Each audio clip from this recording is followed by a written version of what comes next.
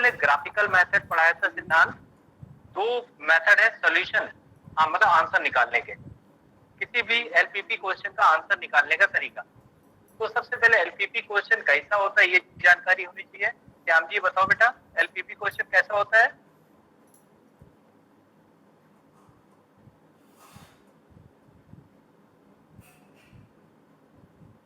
Okay, Shyam ji शायद class में नहीं है, कोई बात नहीं। शिवमेश सिंह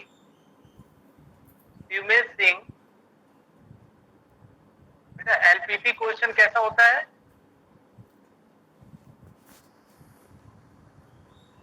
शिवमेश सिंह भी शायद क्लास में नहीं है, ठीक है। अच्छा, सीआरटीआई है हमारी क्लास में या नहीं? जैसे क्वेश्चन कोई लिखी 3x + 5y = 15।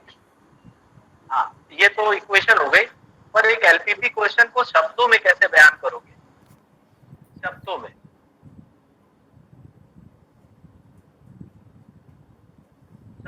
शिवम वर्मा, एक एलपीपी क्वेश्चन को मान लो सिद्धांत को हमें शब्दों में समझाना है, क्योंकि इक्वेशन तो पहचान लोगे लेकिन शब्दों में कैसे बोलोगे? शिवम वर्मा, अभय दुबे,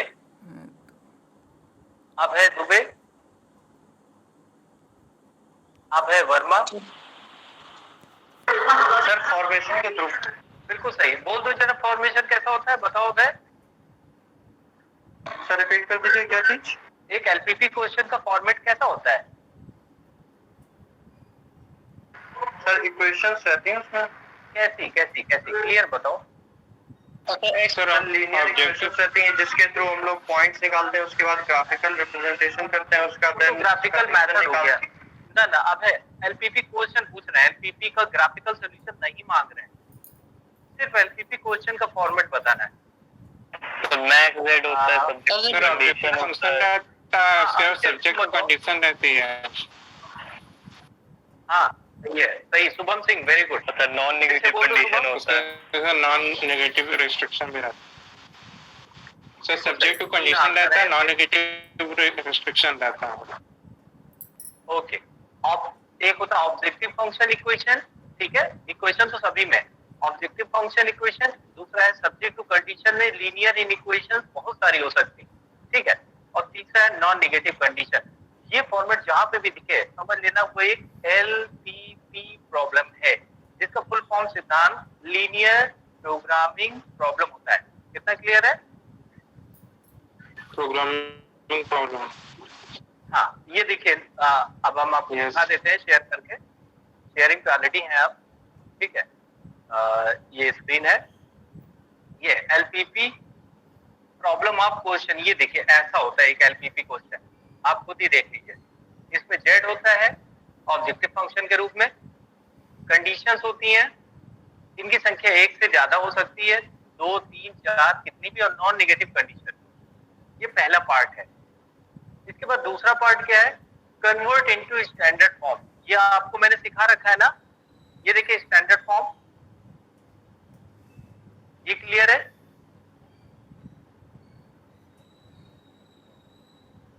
स्टैंडर्ड फॉर्म कैसे बनाते हैं श्याम जी मालूम है ना? Yes sir. किसी को कोई दिक्कत तो नहीं स्टैंडर्ड फॉर्म से? No sir. Okay very good. इसके बाद हम लोगों ने सीखा था मैट्रिक्स फॉर्म, राइट? तो मैट्रिक्स फॉर्म कैसे बनाते हैं देखिएगा, ये क्वेश्चन है कन्वर्ट इनटू मैट्रिक्स फॉर्म, पढ़ लीजिए। ये एक एलपीपी प्रॉब्लम है। अब मैट्रिक्स फॉर्म कैसे बनाते हैं कोई बताना चाहेगा तो बता सकता है।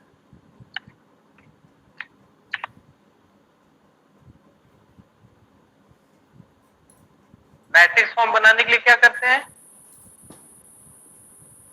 सर पहले वेरिएबल इक्वल करते हैं।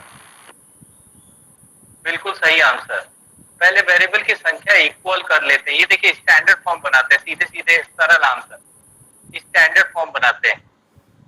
स्टैंडर्ड फॉर्म में जितने वेरिएबल आपने जोड़े हैं अलग से, वो हर इक्वेशन में अलग से जोड़ने हैं। हर इक्वेशन में चाहे जीरो लगा के जोड़ना पड़े, जीरो के साथ भी लिख सकते हो, पर गिनती पूरी होनी चाहिए। देखो गिनती पूरी है, 3 एक्स्ट्रा वेरिएबल, देखा आपने? Yes sir. और ये हर इक्वेशन में ऐसा ही करना है, जहां जहां कम पड़ रहे वहां जीरो लगाओ और सबको बैलेंस कर दो। सब कुछ है 6 वेरिएबल, इतना ठीक है? Yes sir. Yes sir.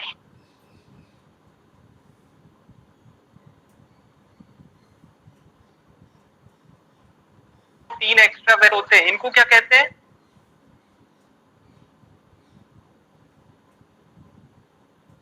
Question के वेरिएबल को क्या कहते हैं?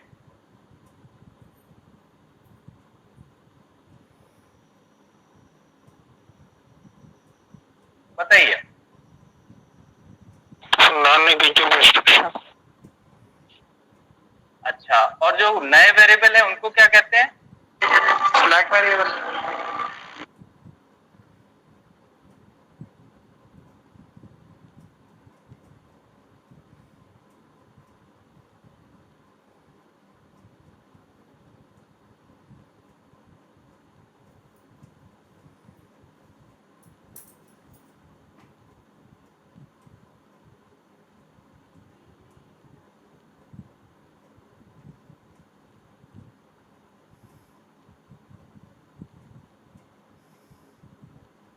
Sir non basic variable. हाँ देख के बता दिया, बहुत सही है भाई। नहीं भाई माइक खराब है मेरा। माइक ने तुम्हारा दिमाग खराब। पढ़े पढ़े हो गया। फाइल बना ली? फाइल की फाइल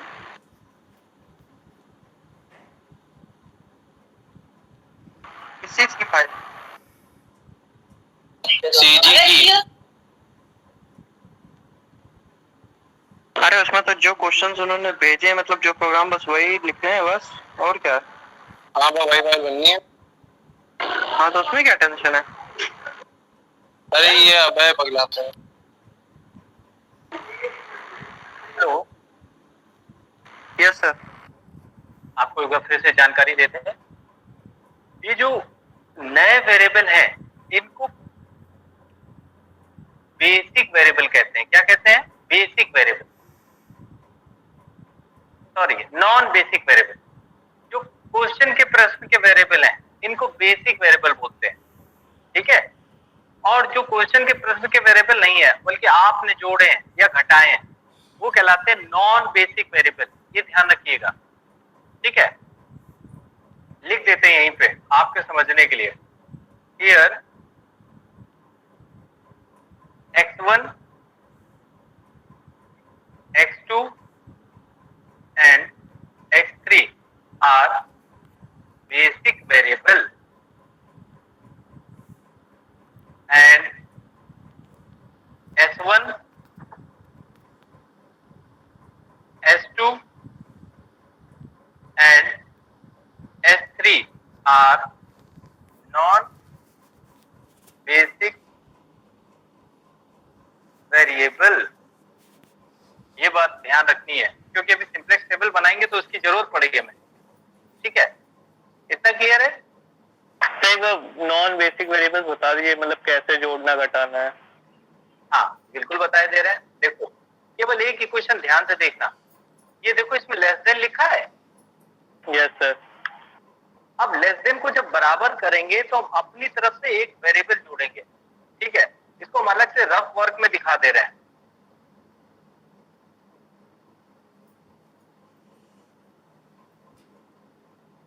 देखना,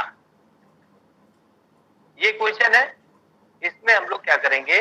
x1 plus 5x2 minus 3x3।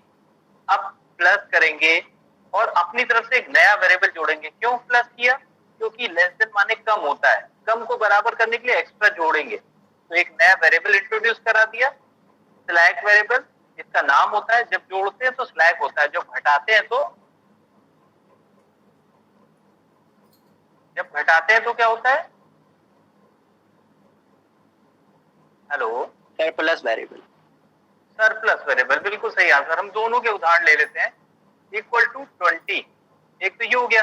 अब मान लो कोई दूसरी इक्वेशन होती, लिखे दे रहे हैं x1, अलग से लिख दें थोड़ा, x1 प्लस 3x2 प्लस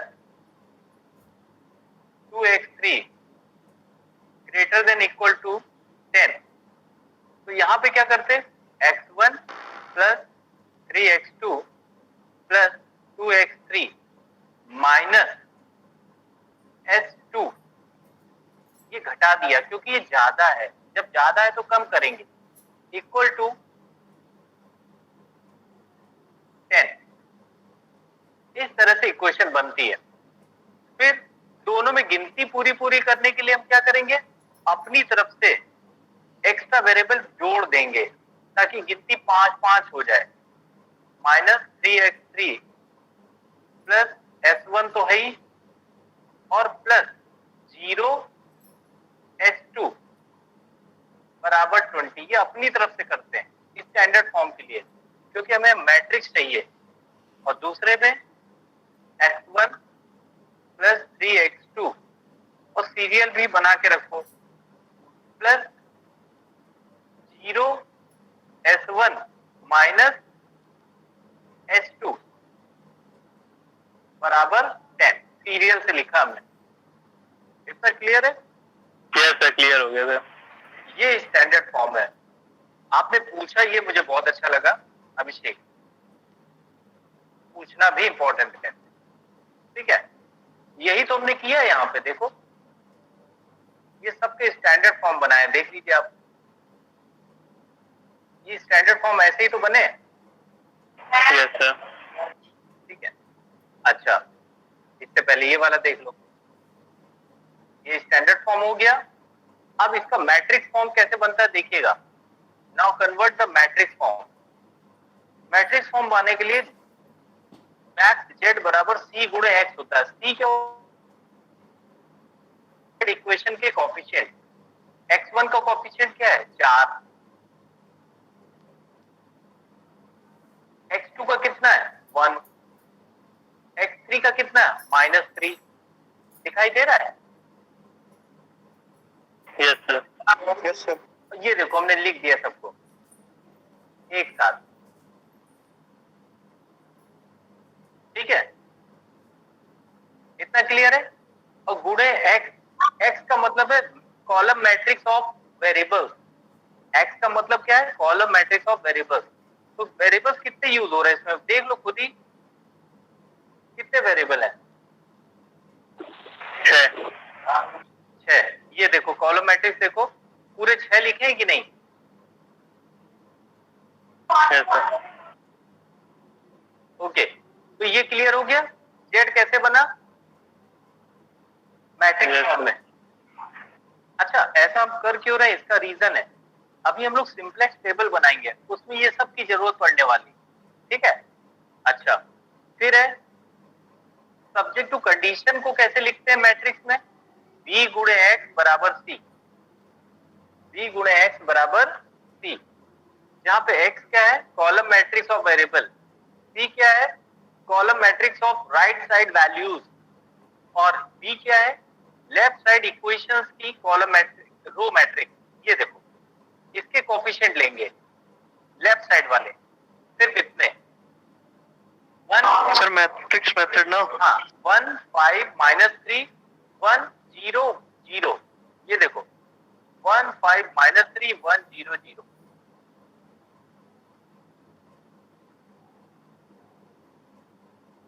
ठीक है, इसी तरह दूसरी इक्वेशन को यहां पे लिखा, कोएफिशिएंट खाली लेने।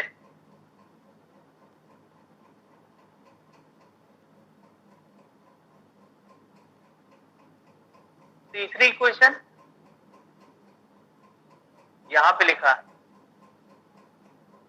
ठीक है, ये मैट्रिक्स पूरी हो गई, रो बाय कॉलम।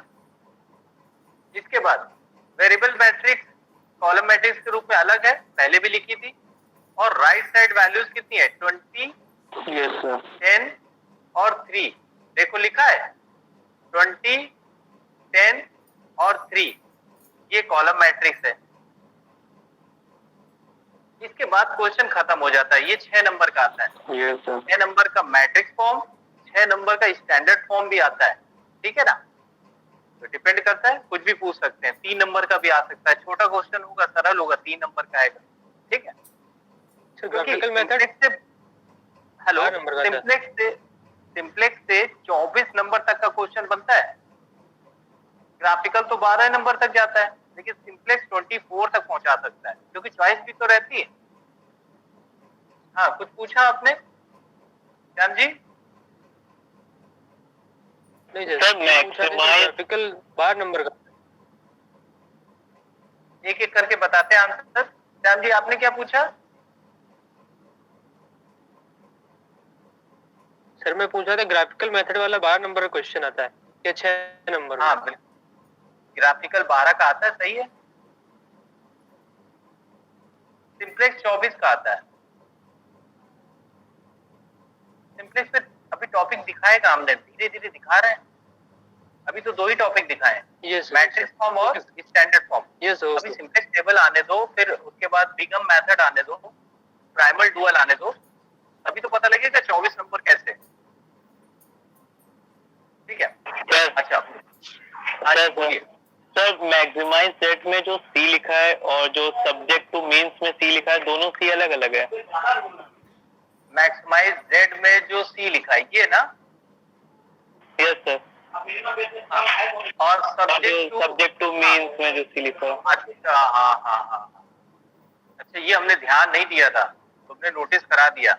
इसका नाम कुछ और रख देते भाई, कंफ्यूजन नहीं चाहिए हमको। सी लिख दिया, ठीक है, ठीक है, और इसको सी ही रहने दो। थैंक यू नोटिफाई कराने के लिए, हमने भी ध्यान नहीं दिया था। Thank you very much. ठीक, सी का मतलब ये अलग मैट्रिक्स है, इसका उससे कोई लेना देना ही नहीं है कहीं से भी। ये एक रो मैट्रिक्स है, जबकि ये कॉलम मैट्रिक्स है, ठीक है ना। It is a column matrix, okay, ठीक है। अब ऐसे ही ये भी क्वेश्चन है जिसका स्टैंडर्ड फॉर्म है और ये मैट्रिक्स फॉर्म है। आप लोग देख लीजिए, अगर कोई डाउट हो तो पूछिए, नहीं तो फिर आगे चलते हैं।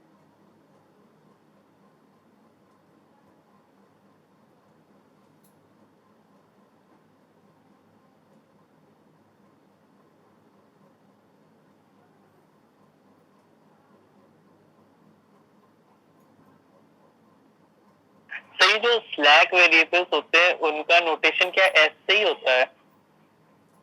बेटा नाम रख दिया, कुछ और नाम रख दो, मतलब कुछ भी रख सकते हैं ना? बिल्कुल, you are free to write the name of variable. I will never want you to write like this way. मुझे ऐसा ही ठीक लगा तो मैंने लिख दिया। किताब में तो ऐसे भी नहीं लिखा, उसमें कुछ और लिखा है। नहीं, मतलब स्लैक होता है तो ऐसे लिखा था आपने, तो वही मेरे को लगा सिर्फ ऐसा होता होगा। थोड़ा मतलब यूजर फ्रेंडली बना दिया है कि स्लैक और सरप्लस का गाइडेंस देखा जाए, दोनों में एस है, इस वजह से एस नाम रखा हुआ है, S1 S2, ठीक है। और बाकी तुम XY है, X1 X2 X3 X4 X5 कुछ भी रख दो, कोई समस्या नहीं। Main question subject to constant बता दीजिए। हाँ बेटा, फिर से पूछो। अब है सब्जेक्ट टू कांस्टेंट कैसे करते हैं? ठीक है, देखो सब्जेक्ट टू कांस्टेंट ये लिखे ना, सब्जेक्ट टू कांस्टेंट। और ये इक्वेशन देखो, इसमें ग्रेटर देन है कि नहीं?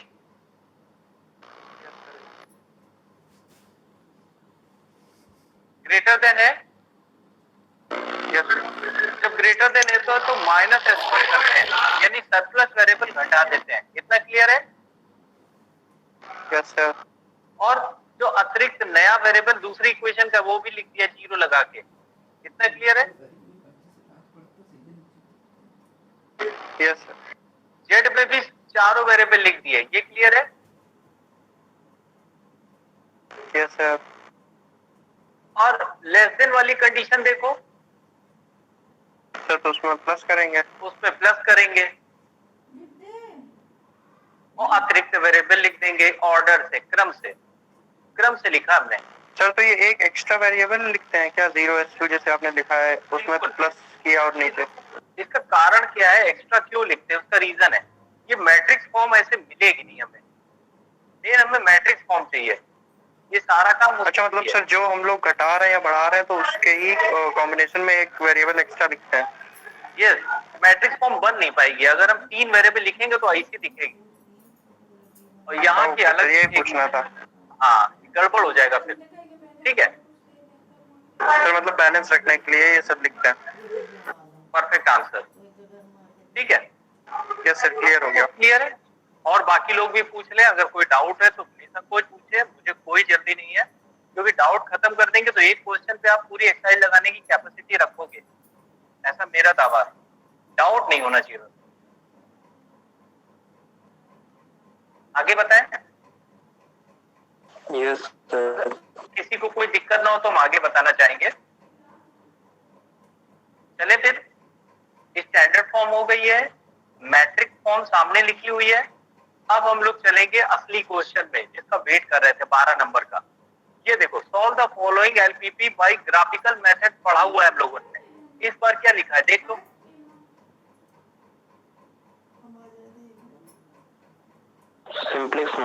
Simplex method minimise.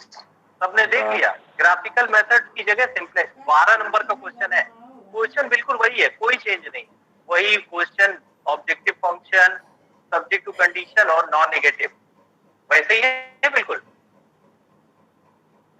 लेकिन क्या है, यहाँ पे 3 वेरिएबल है और ग्राफिकल इसको सॉल्व नहीं करता। बिल्कुल सही आंसर है, वेरी गुड। ठीक है, तो आइए देखें फिर सिंप्लेक्स इसको कैसे सॉल्व करेगा। स्टेप 1 तो वही है, स्टैंडर्ड फॉर्म वाला। सब लोग चेक कर लो स्टैंडर्ड फॉर्म सही बनी है।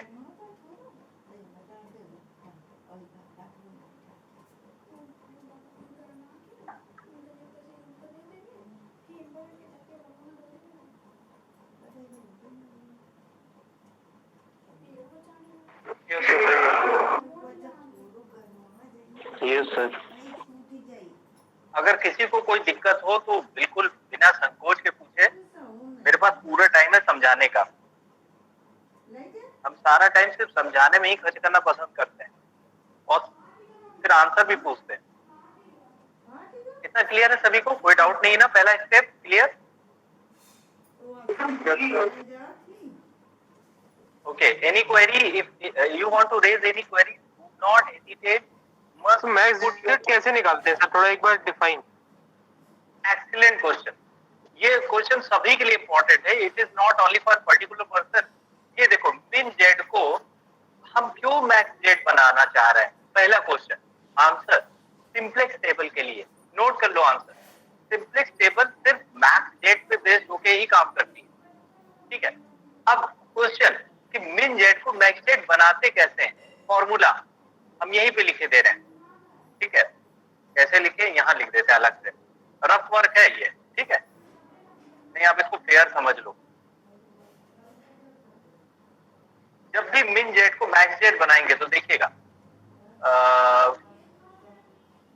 मिनिमाइज जेड क्वेश्चन के हिसाब से बराबर मैक्स जेड। तो जेड जेड नहीं होता है, चेंज हो जाता है। जेड वेरिएबल का नाम चेंज कर दो, कुछ और रख दो। मैंने जेड स्टार लग दिया। ठीक है, और इसका प्रभाव क्या पड़ेगा? इट इंप्लाइज दैट कि मैक्स जेड स्टार बराबर माइनस का मिनिमाइज जेड बराबर minus x1 minus x2 minus 3x3। Question जिसने पूछा बहुत बढ़िया क्वेश्चन था, क्योंकि सभी को देखने का मौका मिला कि आखिर ये कैसे लिखते हैं, वो मैंने शो कर दिया। ठीक है, कि मैक्स जेड वास्तव में कैसे लिखा जाता है, नया वाला, अगर ना दिया हो तो। इतना क्लियर है? और देखिए हमने वैसे ही लिखा है कि नहीं क्वेश्चन में, चेक करिए, बिल्कुल वैसे ही लिखा है। सर ये 0s1 प्लस 0s2 क्यों लगाते हैं? हाँ, ये मैंने पहले भी बताया था। मैट्रिक्स को बैलेंस करने के लिए। अगर मैट्रिक्स नहीं लगाएंगे तो मैट्रिक्स खाली यहीं तक तो रह जाएगी, बस यहां तक, इसके आगे जाएगी ही नहीं। ओके, इसके आगे जाएगी नहीं, और मैट्रिक्स पूरी होगी नहीं तो आगे सिंपलेक्स टेबल बिगड़ जाएगी हमारी। ठीक है सर, तो पहले सब्जेक्ट टू कांस्टेंट इक्वल करते हैं, फिर उसके बाद जो भी मैक्सिमाइजेशन मिनिमाइजेशन दिया उसके बाद उसमें जेड को बैलेंस करेंगे और फिर आंसर लिख देंगे। सब्जेक्ट टू कांस्टेंट बैलेंस करते हैं, फिर जेड को बैलेंस करते हुए विद एक्स्ट्रा वेरिएबल, और फिर आंसर लिख देते हैं, खत्म हो जाता है। वही मैंने फाइल की सिखा दिया तो सीधे आंसर लिखा है। ठीक है ना, ये देखिए सीधा आंसर है पहला, स्टैंडर्ड फॉर्म। अब क्लियर है सभी को? Yes sir. तो जरा क्वेश्चन बताओ, टोटल वेरिएबल कितने हैं हर इक्वेशन में? 6 सर। 5, बिल्कुल सही। क्वेश्चन के बेसिक वेरिएबल कितने हैं? बेसिक 3। नाम लो। सो 3 है। x1 x2 x3 x1 x2 x3। हाँ, जितनी जल्दी आंसर दोगे उतना हमें भी क्लियर हो जाता है कि आपको मालूम है। नॉन बेसिक वेरिएबल कौन कौन से हैं? s1 s2। Non basic variable, okay, non basic variable को नॉन बेसिक कहते क्यों? क्योंकि वो हम लोग इंट्रोड्यूस कराते हैं। ठीक है, और नॉन नेगेटिव कंडीशन में कितने वेरिएबल हैं? 5। अब आते हैं मैट्रिक्स फॉर्म। मैट्रिक्स फॉर्म अब मैं हर बार चेंज कर दूंगा क्योंकि मुझे टोक दिया है, बहुत अच्छा लगा, मैंने भी इतना ध्यान नहीं दिया था। ठीक है, तो जेड की मैट्रिक्स फॉर्म क्लियर है सभी को? कैसे लिखी मैंने? Yes sir. ओके, और b इंटू एक्स बराबर डी क्लियर है इसके आधार पे? Yes sir. ओके, अगर ये सब क्लियर है तो अब हम लोग तीसरे स्टेप में आते हैं, सिंपलेक्स टेबल के इनिशियल बीएफएस निकालेंगे। इतना क्लियर है? और कैसे निकालते हैं वो हम बता रहे हैं। अपनी तरफ से जितने भी क्वेश्चन के वेरिएबल है सबको क्या मान लो? 0। अब जब तुम 0 मान लोगे, जरा ऊपर आओ, इस इक्वेशन को देखो, इसमें पूरा इसको 0 मानना है, ऊपर वाली में भी नीचे वाली में भी। तो बताओ निकलेगा किसका आंसर? s1 का और s2 का। और कितना कितना आएगा? 3 और 2। दिखाई दे रहा है? इतना क्लियर है? एकदम क्लियर है इतना? Non basic variable. Yes sir. ठीक है, यस सर। इसी को इनिशियल बीएफएस कहते हैं और इसको एक्सपी से रिप्रेजेंट करते हैं। ठीक है, जिसमें s1 s2 का आंसर है 3,2। इतना क्लियर है? Yes sir. ये पूरा स्टेप क्लियर हुआ। अब चौथा स्टेप, अब हम लोग क्या बनाने वाले हैं? Simplex table. क्या लगता है, नोटपैड पे बन जाएगी? टेबल बन पाएगी नोटपैड पे? सर नहीं। बिल्कुल सही आंसर है, इसीलिए मैंने स्क्रीन शेयर किया हुआ है। अब हम लोग देखते हैं सिंपलेक्स टेबल स्टेप 4, यहीं से स्टार्ट करेंगे हम लोग। ठीक है,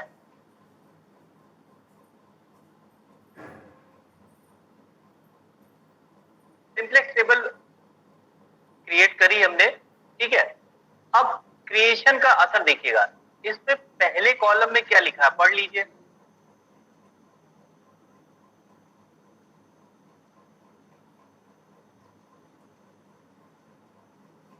थोड़ा जूम कर दीजिए अपने यहाँ से। बिल्कुल, ये लीजिए, बताना। ठीक है बेटा, थैंक यू। देखिए कुछ CBYB मतलब एक्टिव है। ठीक है, क्योंकि सजेशंस के बिना फिर रिस्पांस नहीं मिल पाता है। CBYB बिल्कुल सही। CBYB का मतलब देख लीजिए, कोफिशिएंट ऑफ बेसिक वेरिएबल। ठीक है, और sorry, coefficient of non basic variable.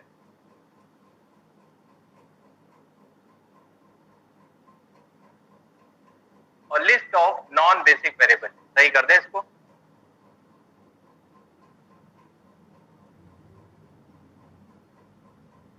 ठीक है, और ये क्या लिखा है? CI ये थोड़ा साफ नहीं दिख रहा होगा, ये सीजे है। करके दिखा देते सीजे। ठीक है, तो सीजे देखिए, सीजे का मतलब होता है coefficient of equation of Z star, क्योंकि यह इक्वेशन ऑफ जेड स्टार है। ठीक है, तो उसी का कोएफिशिएंट यहाँ पे सीजे है, ये सीजे है। अब ये कहां से लेंगे अभी बता देंगे, फिलहाल सबके मतलब बता देते हैं। और जेड तो आपको पता ही है, मैक्सिमाइज जेड स्टार है। ठीक है, सी भी मालूम है, वाई भी मालूम है, इतना आपको पता है। और डेल्टा जे आपके लिए नया, एक्स भी आपको बता देते हैं। एक्स भी जो है इनिशियल वीएफएस है, जो अभी अभी निकाला था आपने, ये देखिए इनिशियल वीएफएस। ठीक है, इसी को एक्स बी बोलते हैं। क्या बोलते हैं? एक्स बी, ये लिखा हुआ है। कितना क्लियर है?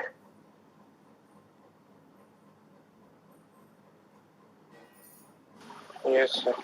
ओके, अब ये सीजे के सामने ये हमने क्या लिखा है जरा देखना। सीजे के सामने ये पूरी मैट्रिक्स कोएफिशिएंट लिखा है मैट्रिक्स के, ये वाला लिखा है, ये देखो सीजे, ये पूरा सीजे है। इट इज द सीजे, देखिएगा लिखा हुआ है वही।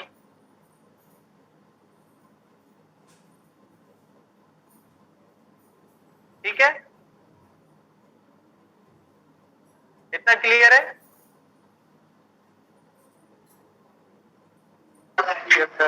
ये रो क्लियर हो गई, कैसे लिखी हमने? आगे देखिए, यस सर। ये हमने कहां से लिखा, ये वाला हिस्सा देखिएगा, दिखाई दिया? Yes sir. Yes sir. पूरी मैट्रिक्स उठा के यहां रख दी है। अब समझाए मैट्रिक्स क्यों बनाते हैं? अच्छा, फिर वेरिएबल यहाँ पे टोटल कितने थे, किनके बताओ जरा? 5। आपने सुना था मैंने उनके नाम यहाँ पे y1 से y5 लिख दिए। ठीक है, 5 ही वेरिएबल है, छठा नहीं है। आगे देखिएगा, एक्स भी मैंने बता ही दिया, वैल्यू कहां से लिखी वो देखिए। एक्स बी की वैल्यू मैंने यहां से लिखी है। बेसिक सॉल्यूशन कितना निकला था? 32। बिल्कुल सही, ये देखो लिखा हुआ है। Yes sir. अच्छा, यस सर। अब ये देखो सी, ये देखो जरा, सीजे में C4 और C5 को देखो, C4 और C5 को देख रहे हो, कितना लिखा है? 0। देखो हमने यहाँ पे भी C4 C5 की वैल्यू कितनी रखी है? 0।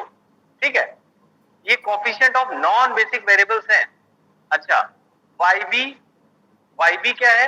List of non basic variable. तो नॉन बेसिक वेरिएबल कौन कौन सा है देख लीजिए इसमें। Y4, यस, Y4 और Y5 वही लिखा है मैंने। ठीक है, अब Z का फॉर्मूला क्या होता है, ये देखो CBXB, जरा ये देखो CBXB का गुणा करके देखो, CB इंटू XB, मल्टीप्लाई करो जरा दोनों का। 0 आएगा। 0। दूसरी बार, ओके, दूसरी बार मल्टीप्लाई करो जरा, 0 आया। और दोनों को जोड़ दो, कितना आया? 0। देखो मैंने 0 सही लिखा है। Yes sir. ऐसे निकालते हैं जेड, और अगर इसकी वैल्यू बदलेगी तो जेड भी बदलेगा, ये सच है। ठीक है, शुरू में तो 0 आएगा हर बार। ठीक है, आगे बताएं।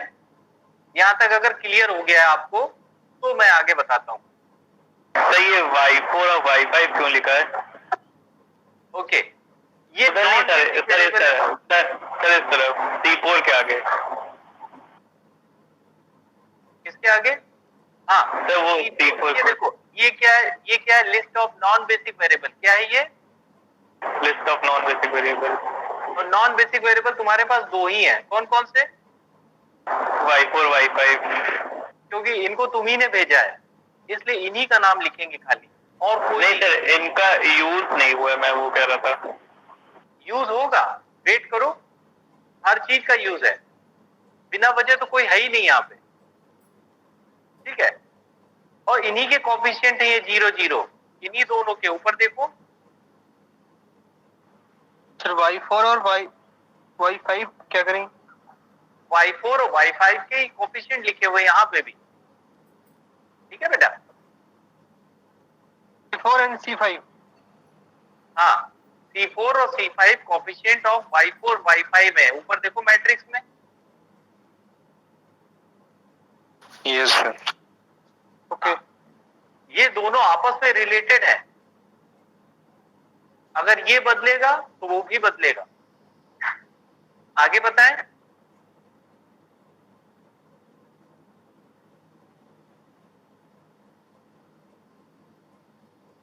आगे एक्सप्लेन करें। Yes sir. Yes sir. अब खाली ये बचा हमारे पास डेल्टा जे, ये कहां से आया? आइए डेल्टा जे को समझते हैं। डेल्टा जे का फॉर्मूला होता है सी जे माइनस जेड ऑफ जे, ठीक है। और सी जे तो ठीक है, जेड ऑफ जे का मतलब होता है C B Y of J. Y of J ये रहा, ये है वाई ऑफ जे, और सी बी कहाँ है? ये रहा, आप देख पा रहे हैं।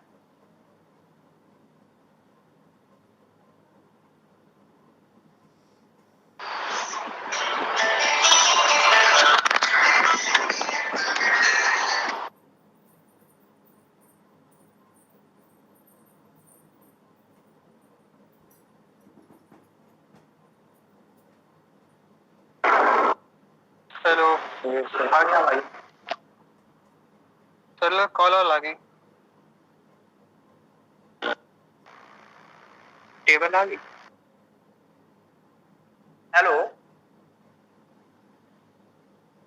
Yes sir.